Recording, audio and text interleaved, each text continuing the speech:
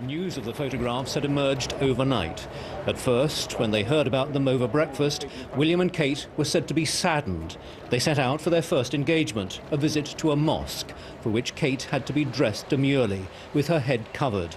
Both of them removed their shoes. It wasn't until they'd left the mosque and after a visit to a nearby park that officials received copies of what the French magazine had published.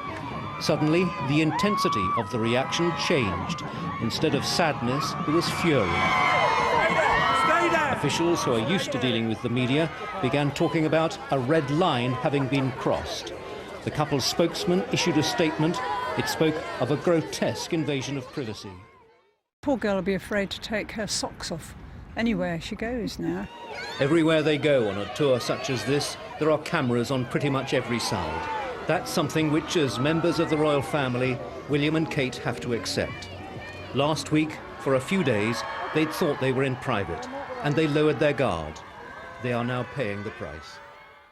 I have seen what damage is done by a constant intrusion into your life, how impossible it is to relax and have downtime if you've always got at the back of your mind, perhaps there's a camera there. These people are humans. You know, yes, they're the royal family, yes, they lead a life of immense privilege, but they should be allowed to have complete privacy when they're not doing their duty. Everywhere they go on a tour such as this, William and Kate are surrounded by cameras. That's something which, as members of the royal family, they know they have to accept.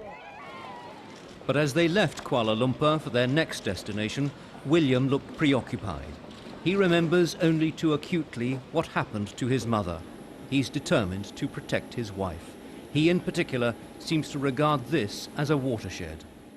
Tonight, after a day of real anger here and close consultations with lawyers in Paris, the confirmation that the Duke and Duchess of Cambridge are to take action and sue the French magazine in the French courts for a breach of their privacy.